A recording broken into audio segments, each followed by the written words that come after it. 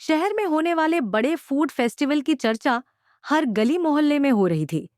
उसी दौरान बड़े घर के भीतर हालात ऐसे बने कि अर्जुन और पीसी मोनी का गुस्सा 7वें आसमान पर पहुंच गया। मगर इस बार घर की बहुएं ही नहीं, बल्कि खुद दुर्गा देवी भी अहाना के साथ खड़ी हो गई। होटल वाला किस्सा बीत चुका था, लेकिन अहाना के दिल में एक बेचैनी अब भी बाकी थी।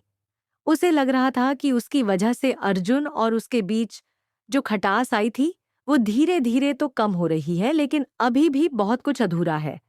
उसे ऐसा कुछ करना होगा जिससे न सिर्फ अर्जुन बल्कि पूरा परिवार उस पर गर्व कर सके।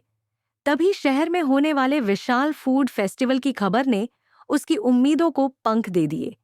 ये महज एक प्रतियोगिता नहीं थी, बल्कि औरतों के हुनर को पहचान देने का मंच था। आहाना के दिल ने कहा, अगर वह इसमें हिस्सा लेगी तो अपनी पहचान बना पाएगी। साथ ही मां दुर्गा देवी और भाभीियों का भी सिर गर्व से ऊंचा कर सकेगी। बिना किसी को बताए उसने चुपचाप जाकर अपना नाम रजिस्टर करवा दिया। लेकिन बड़े घर की दीवारों के भी कान होते हैं। खबर जल्द ही पहुंची पीसी मोनी तक। जैसे ही उन्हें यह बात पता चली, उनका गुस्सा फूट पड़ा। शाम को जब पूरा परिवार लिविंग रूम में बैठा था, उन्होंने सबके सामने ऊंची आवाज में कहा, वाह री वाह, अब घर की बहुएं मेलों में जाकर खाना बनाएंगी और पूरे शहर के सामने हमारे घर की इज्जत दांव पर लगाएंगी। आहाना, तुम्हें जरा भी शर्म नहीं आई? बड़े घर की बहू होकर तुम ऐसा काम करोगी? कमरे का माहौल एकदम सन्नाटे में बदल गया। सबकी निगाहें आहाना की तरफ घूम गई। आहाना का चेहरा पसीने से भीग गया, होंठ सूख गए, आवाज गले में अटक गई। तभी अचानक दुर्गा देवी खड़ी हुई। उनकी छड़ी जमीन पर टिकी और उनकी आवाज में वही कठोरता और ममता दोनों थी। बहुत हो गया मोनी। अगर बहू अपना हुनर दिखाना चाहती है तो इसमें गलत क्या है? क्या औरतें सिर्फ 4 दीवारों में कैद रहने के लिए बनी हैं? अगर मेरी बहू में हिम्मत है तो मैं उसका साथ दूंगी। आज तक मेरी एक इच्छा थी कि मैं होटल का खाना खाऊं। अहाना ने वो पूरी की। अब अगर उसका सपना है कि वो प्रतियोगिता में हिस्सा ले, तो मैं उसका सपना पूरा करवाऊंगी। दुर्गा देवी के इन शब्दों ने सबको स्तब्ध कर दिया। अहाना की आंखों से आंसू बह निकले। उसने मां का हाथ थामकर कहा, मां, आपकी वजह से ही मुझे हिम्मत मिली है। मैं वादा करती हूं कि आपको निराश नहीं करूंगी।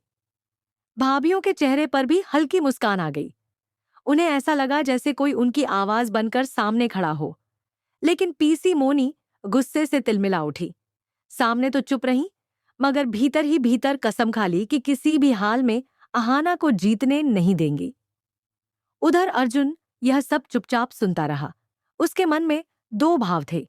एक तरफ गुस्सा कि अहाना ने बिना बताए इतना बड़ा कदम उठाया, और दूसरी तरफ गर्व कि उसकी पत्नी में इतना हुनर और हिम्मत है। उसने कुछ नहीं कहा, बस चुपचाप ऊपर चला गया।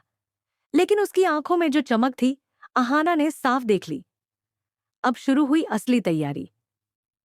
अगले ही दिन से अहाना ने खुद को पूरी तरह किचन में झोंक दिया। नई नई रेसिपी ट्राई करती। कभी मसालों की खुशबू पूरे घर में फैल जाती, तो कभी किसी नई डिश का स्वाद सबको हैरान कर देता। दुर्गा देवी भी उसके साथ बैठती, पुराने नुस्खे बताती, कभी हाथ से मसाले पीसती। भाभियां भी चुपके चुपके मदद करती। घर का माहौल बदलने लगा था। लेकिन पीसी मोनी ये सब देखकर जलती रहती। उन्हें लग रहा था कि अगर अहाना जीत गई तो घर में उसकी इज्जत और बढ़ जाएगी और उनका असर कम हो जाएगा। आखिरकार प्रतियोगिता का दिन आ ही गया। पूरा शहर वहां जमा हुआ। मंच रोशनी से जगमगा रहा था। बड़े बड़े शेफ, नामी जज और उत्सुक दर्शक वहां मौजूद थे। हर प्रतिभागी अपने स्टॉल पर खड़ा था। किसी के चेहरे पर आत्मविश्वास झलक रहा था, तो किसी पर घबराहट साफ दिख रही थी। अहाना भी अपने स्टॉल पर खड़ी थी। उसके हाथ हल्के हल्के कांप रहे थे, मगर दिल में सिर्फ एक ही आवाज गूंज रही थी, मां मेरे साथ है, मैं हार नहीं मानूंगी। भाभीियों की मुस्कान और मां दुर्गा देवी की दुआएं उसके साथ थीं। उसने गहरी सांस ली और प्रतियोगिता शुरू होते ही अपने हुनर को पूरी लगन से सामने रखना शुरू किया। यह सिर्फ एक फूड फेस्टिवल नहीं था, बल्कि अहाना की पहचान, उसका सपना और उसके आत्मसम्मान की लड़ाई थी।